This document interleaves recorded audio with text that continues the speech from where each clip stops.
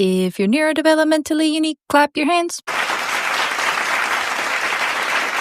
Autism, also known as autism spectrum disorder, is a neurodevelopmental condition characterized by differences or difficulties in social communication and interaction, a preference for predictability and routine, sensory processing differences, focused interest, and repetitive behaviors. Nowadays, we have a lot more movies and shows with lovable, accurate autistic characters like Caleb, Donnie, and Peridot. But do you recall the most friendliest of them all?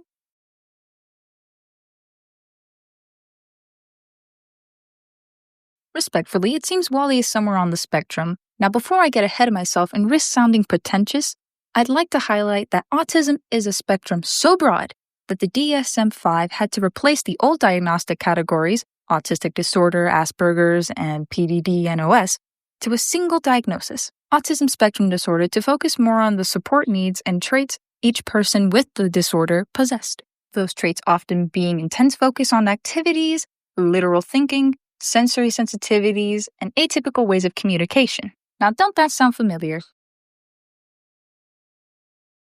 Sit back as I explain to you why I think this little guy has autism. Apart from the fact that the creator suggests that he might canonically have it, I'd show you the post, but it's lost somewhere on the web.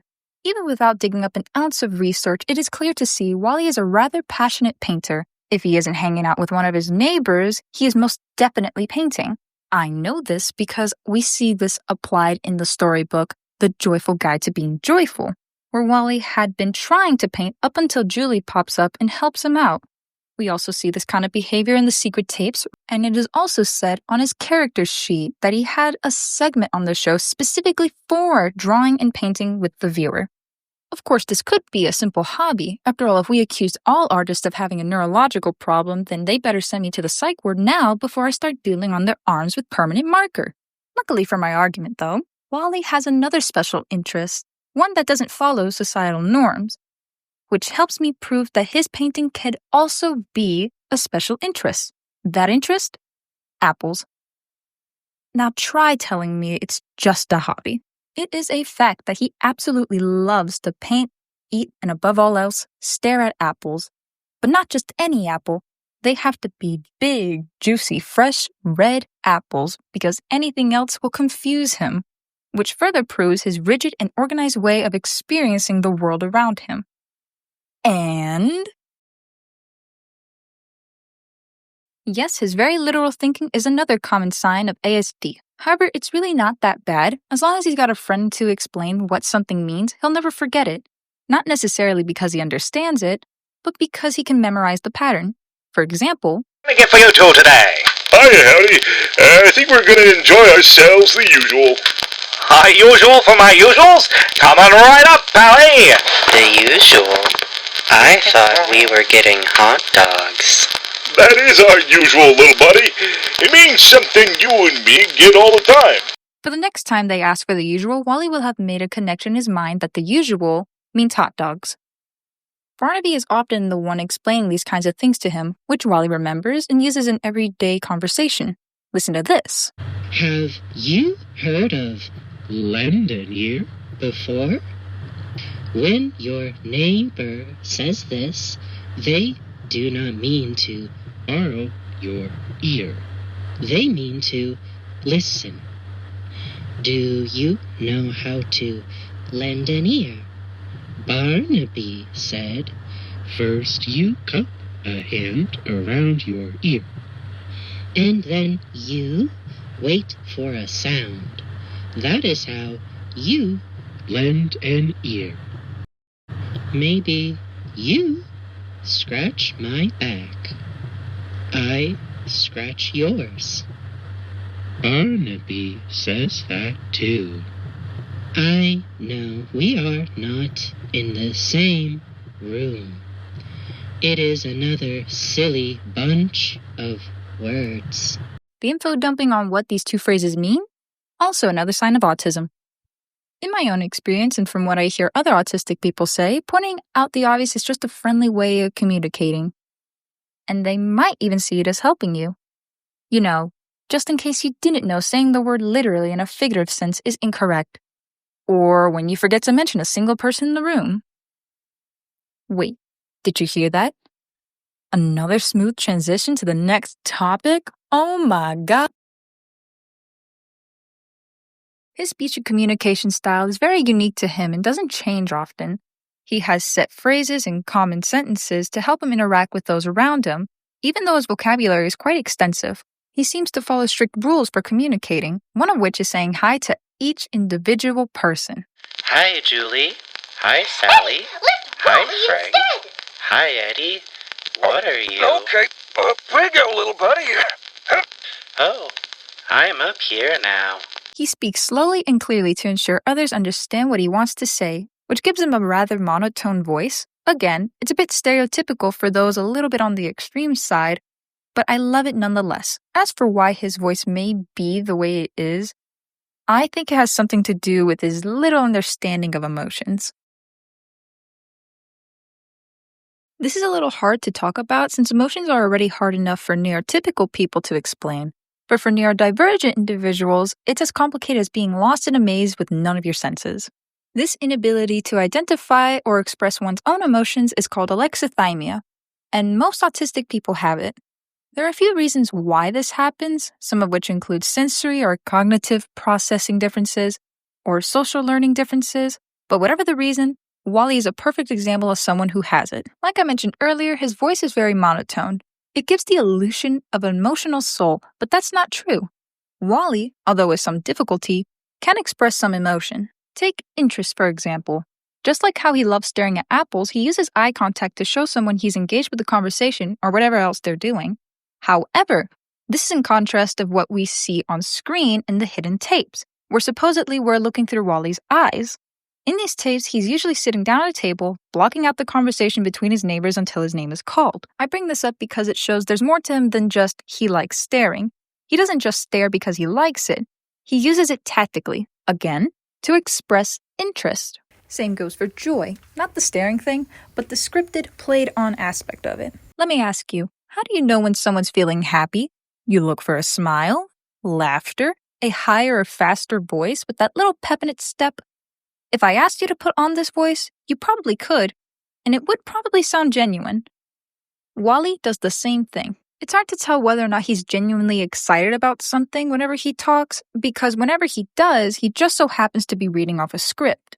But I can't say for sure that his laughter's fake. It was said by the creator that Barnaby was the one to teach him how to laugh. He didn't do a really good job at it, but it's good enough. Just in case you forgot, this is how he laughed. Welcome home. Laughter is a very natural and human response, which is why a person born deaf and blind can laugh. His laugh isn't natural. This is natural.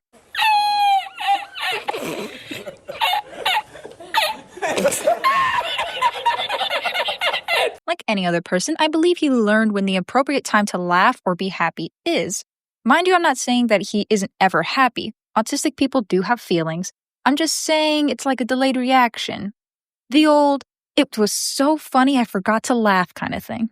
Something I'm actually excited to talk about is his anger. This little guy wears a smile 24/7 and just seems so content with his life.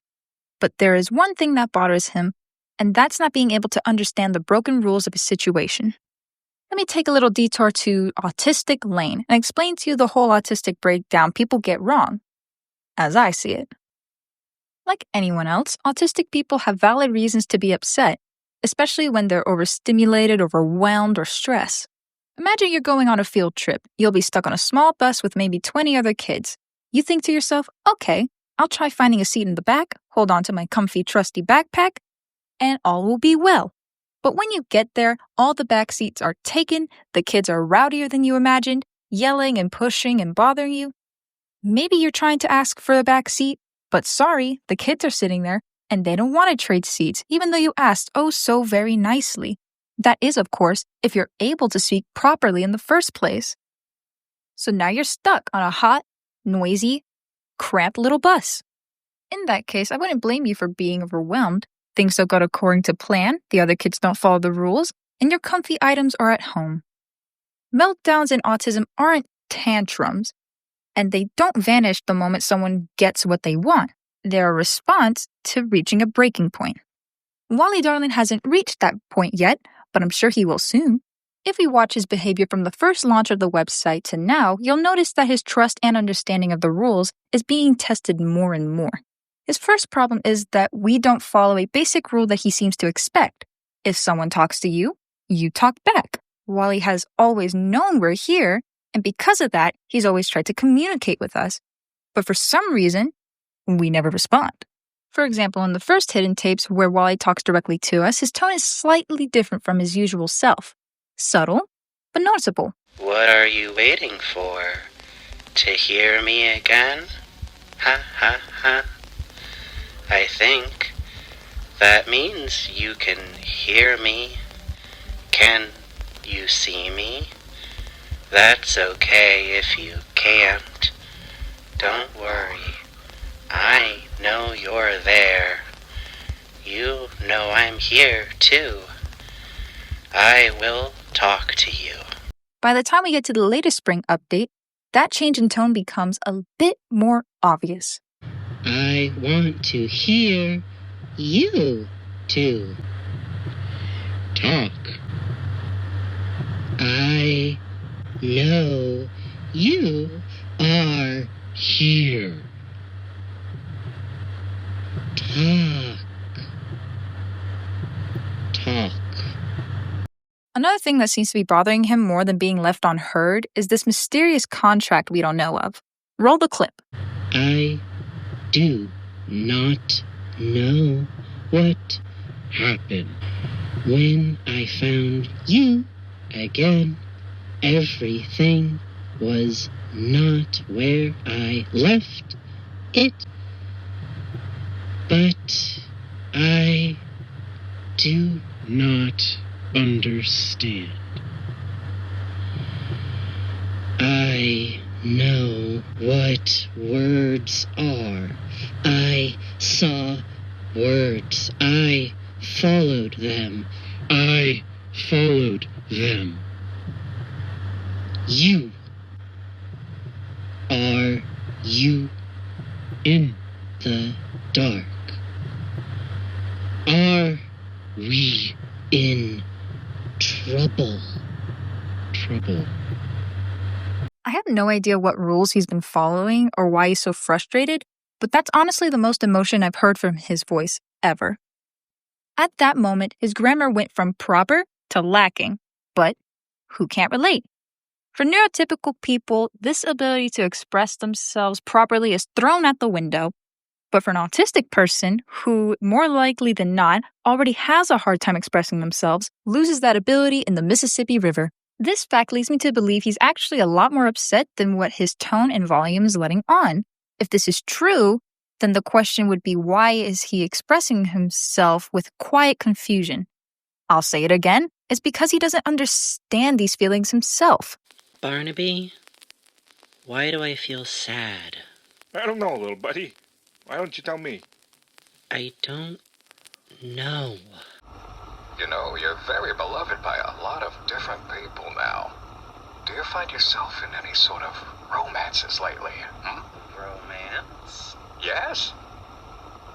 A love life? Being so popular and all. Oh, no. I don't know. I love everyone.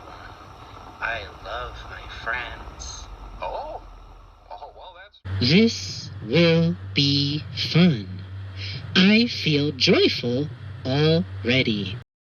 In conclusion, Wally's a good representation of autism, at least in my eyes. Though I may not relate to him in the same way some of you guys do, I do still appreciate the representation, not only because diverse characters are a lot more interesting to watch, but also because normalizing this minority of people pushes society forward.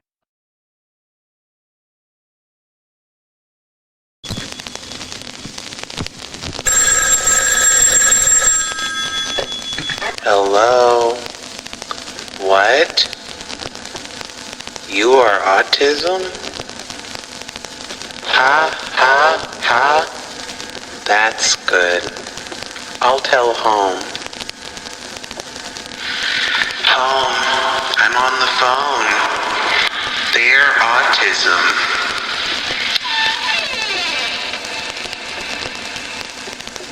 I told home. Goodbye, Autism. I love you.